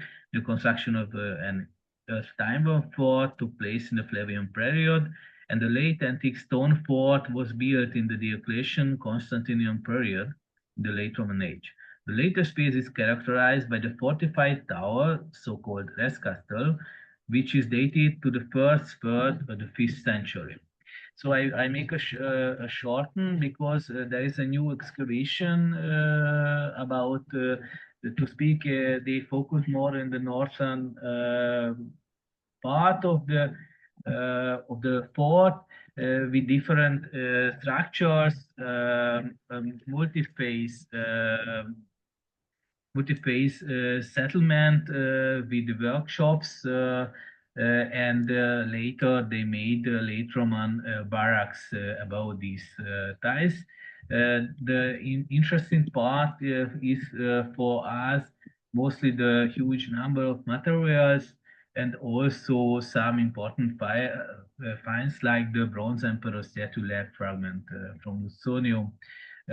But among the finds were numerous bone items and related raw material collected and excavated. So some methodological aspects. The Roman army and each unit was a significant consumer of animals' food supply, labor, and it has a multiple used organic components, especially osseous material as raw material. Different parts of military were produced and equipped, like swords and bow and arrow components, but also for special pendants for antler, they were preferred by the cavalry. Besides the military equipment, soldiers preferred items made of bone in everyday tools. For example, knife handles, different type of containers. The upgrowing needs of military were satisfied through an internal trade, but in many Roman military installations operated local bone workshops along the frontier. The main principal guidelines for the evolution of the material for Lusonium are the major works of Maria Biro and from Sabina Dexler-Ab in Augusta Raurica. You can see the classification, and the material is classified by the categories of Maria Biro, and now we have more than 140 finds from the Lusonium fort have so far been identified as work bone finds. There are surprising trends in the comparison between the individual categories originated from Lusonium. First, unfortunately, as with comparison of other sites, organic parts of the armament are sparsely preserved. We can see only 2 items. There are remarkable groups with large number of non-military items like jewelry and dress finds among the material. Third, unequal representation of jewelry made of bone, dress objects, especially finds concerning hairstyles, can be observed. The third greatest grouping among the examined finds can be interpreted this number 7. as a result of a large-scale category for artifacts of everyday use and tools. Here, after I will present some selected functional groups for you from Estonium. The first is bone carvings, decorated weapons, and military equipment. These two items we found there is a reserve plate of a scabbard shape. This artifact has a trapezoidal bone shape with an increased line and both oblong sides. And then on our side, we have wedge-shaped cuts. We have good parallels from the Obergermanisch Rhämatischen Limes frontier zone, but also from Pannonia. We have similar finds from Brigatio and also from Intercisa. It belongs probably for volute shapes. It can be dated concerning the typology of mix for the 3rd century. The other objects, military item is a sword-hilt fragment probably. It is field discovered with oblique running grooves. This is a rare specimen. Probably it belonged to a group of swords, the so-called submantle type. This is a Sparta type, and probably we can date it to the 2nd to the 3rd century. But these are only the militaria. We have a few number of here of items belong to hairstyles, the use of bone hairpins and combs use of the Romans. The hairpins are the most popular material. We have a different heads, this type of globular and also pinea shaped, and we have also polyhedron shaped hands. It is remarkable this special pins with incised lattice patterns. You can show it can be probably a Pannonian workshop localized along the frontier, probably for Intercisa. But we need more material to publish it. These types are related to other types from the Pannonian limes, and the most the timeline and dating is for the 4th century according to Maria Biro's typology. For Pannonian bone items are comes very characteristic types of items. You can show some semicircular combs with geometric motifs. These we found on the handle of a comb. It is fragmented, but it is well preserved. It has the nearest parallels in a later cemetery in Chakwa. It belongs to the 2nd of the 4th century, and we have also a repaired fragment of an unilateral comb, probably belong to the type of Biro. We have some semi-finished products. I hope to identify this type of handle with semicircular form, and it can belong to the above mentioned comb type, Biro type 3-1, and also a not finished specimen that it can belong to the Hamburg undecorated combs. This is another type of from the Pannonian limes. It is the only specimen for it. It can be dated also for the 4th century. A great group of objects are objects from everyday use. We have cylindrical handles, mostly they belong probably for knives, but it seems that we have a workshop that probably we have semi-finished products of it, that it can be, that it will be produced in Lusonium. It is a very strange that we have also bone case. It is not so often in the Roman frontier and also for Pannonia. Mostly for the Rhaetian frontier section is Obman published something, story. And also we have some punchers that can be used for lethal work and others. Excuse me.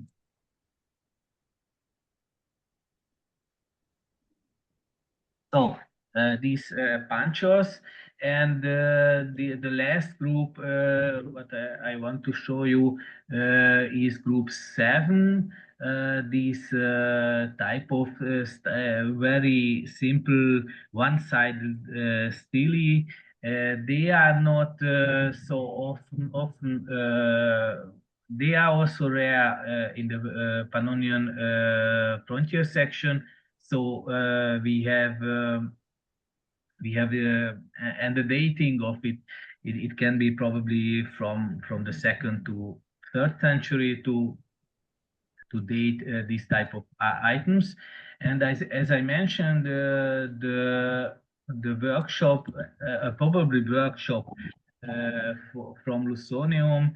It's a new workshop. We can show in exhibition view photo raw material, also proceeded material, mostly antler, and also some semi-finished material. So we can conclude, I hope, that it can be a local military workshop in this port, and they produce several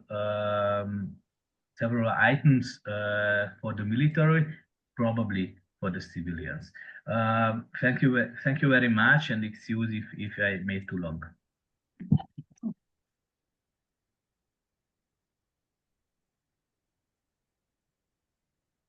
Thank you very much. Thank you so much for your complete presentation about bone object from Pannonia, in particular from Lusonium.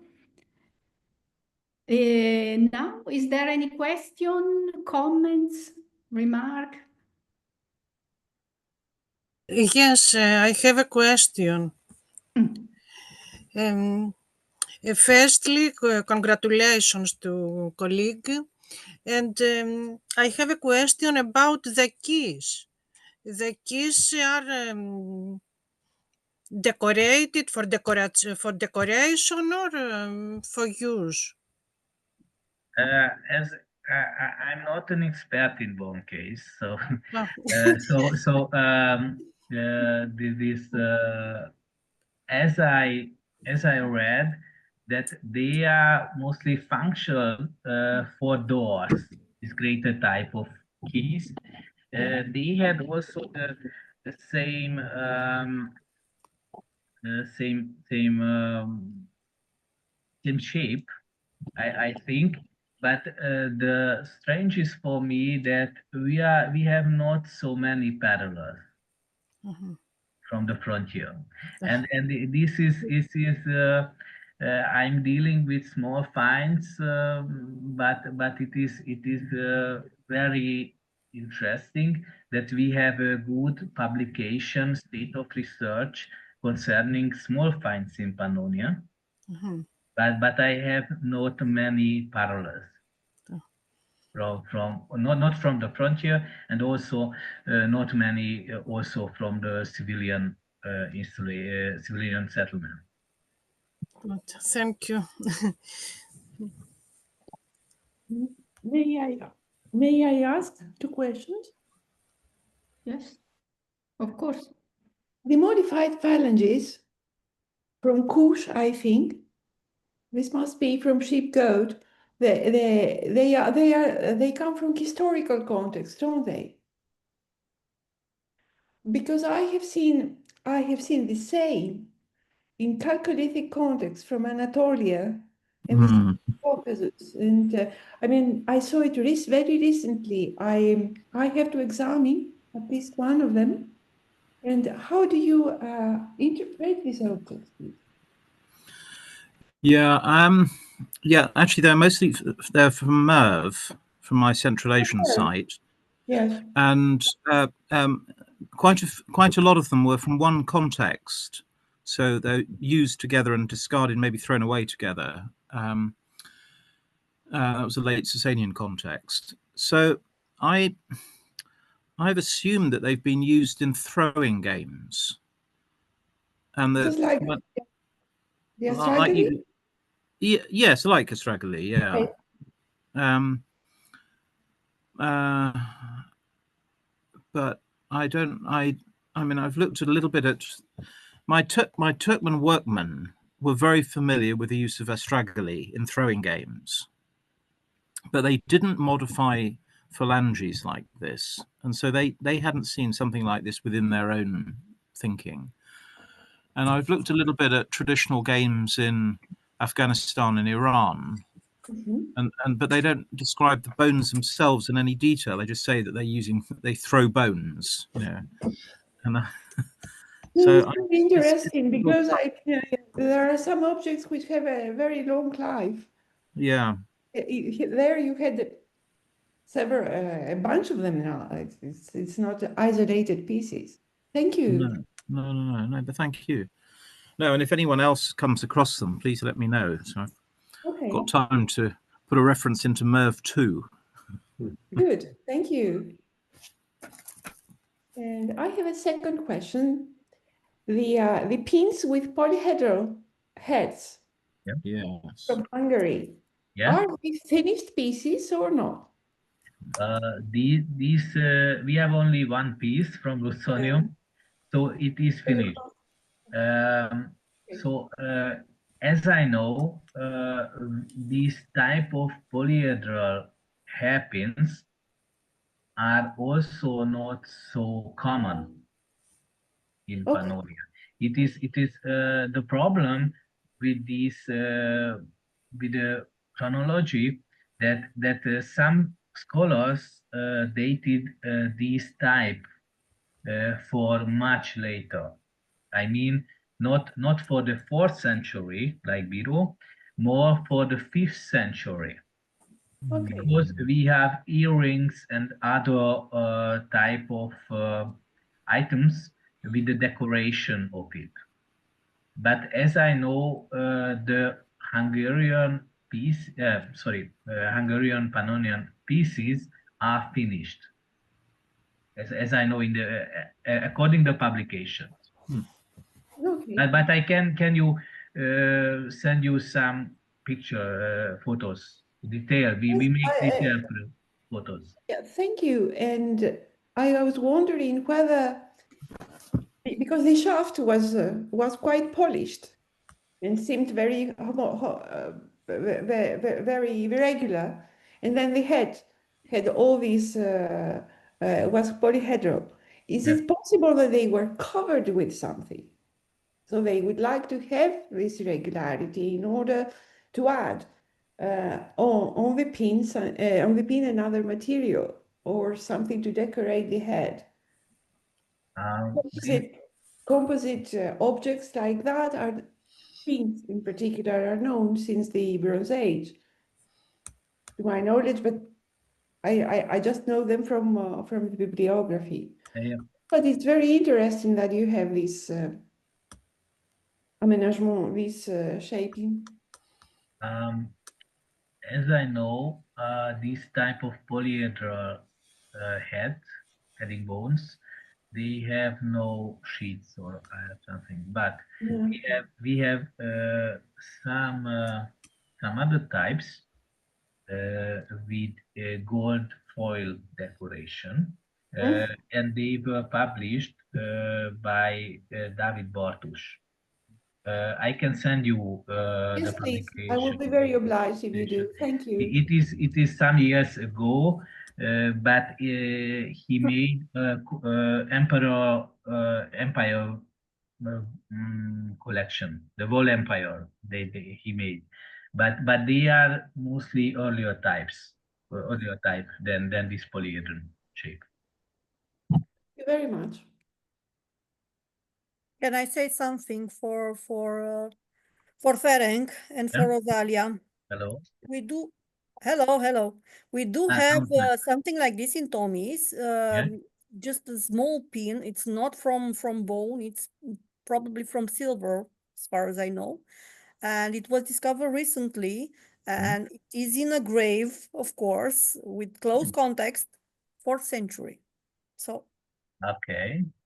We need these close. You know, in Romania, we have a very real problem with this kind of hairpins, because if we found it inside the Roman border, they are barbarian. If we found it outside the Roman border, oh, they are Roman imports in barbarian. So it's quite a story. Yeah. Thank you very much. It is now published, or will be published? It will be published, Ferenc. Always a pleasure to hear you. Okay, me too. Thank you.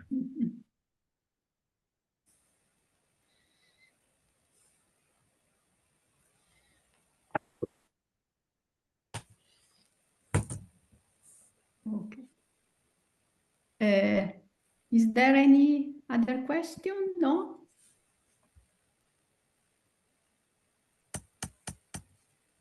If I may, The problem. I just wanted to add something for St. John. Very nice presentation. Thank you. I finally understand about the puppets, you know, because I see some of them, not in Romania, because we don't have something like this, but mostly in Spain in recent presentations of our colleagues. And I always wonder, how can you play with just one stick, you know? And it's good that you have integrated some more recent examples to finally understand how they use this. So thank you very much. Thank you very much.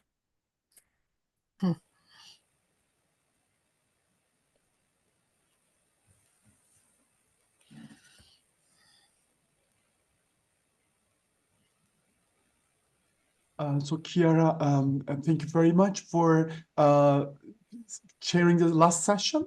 That was amazing, and thank you so much. Really, I appreciate your efforts, because you've been the first one early in this morning. You've been here like since I think 8:30 or something like that. I came so early, and you were even earlier than myself. Early in the morning.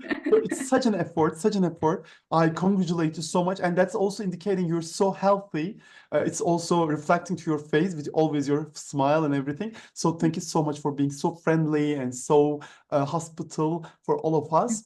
And also thank you so much to everybody for this amazing day. I enjoy every minute, every seconds of this whole day. I learned a lot from St. John, from Stephen, from, of course, Hector, from all of our persons, of course. It was an amazing day. The very last thing, before you guys become more and more exhausted, one sentence I should say. Please let us meet next year again with St. John and with some other colleagues from Hungary, and with Stephen, of course, and someone else from with David Breeze, I guess, from Yale in the United States. We are actually planning to organize a new workshop. I'm a workshop organizer, as you know. I'm organizing a lot, and that's going to be another one. So it's going to be again on worked shells this time. And today, our Romanian colleague has said he would like to join there with a workshop, with a sort of an exhibition of showing us how to use a spindle. He will just, show us with his. He has a certain show. So you're more than welcome to join. And we have another workshop on arrowheads, where we also will have an excursion to Greece, to our neighbor from Izmir at the end of the workshop. We will spend together 1 or 2 days on Chios in an Aegean island, which is very close to us, actually, more closer than any other places in southern Turkey. So you're more than welcome to join us next year. Again, my deepest thanks to everybody, to all of you, and see you next year. And thank you for organizing it. And I'm not sure what I did to have it made in my honor, but I am very honored to have had the chance to participate in it. And I've learned an enormous amount and have this long list of books and sites and whatnot I'm going to look up as soon as I get to a good library. Çok teşekkür ederim. Yeah, çok teşekkür ederim. Thank you too much. Yeah. Thank you. Yeah. Thank Çok you. teşekkürler. Well, Hector, I'll send you an email about coral. Thank you very much. I'd appreciate that. And I've probably got 1 or 2 questions, but I didn't want to hold things up. So I'll ask you about some of your pieces then. Yeah, and I'm looking forward to being in touch with Stephen as well. And perhaps even having him out here for a few weeks. I don't know if he heard that.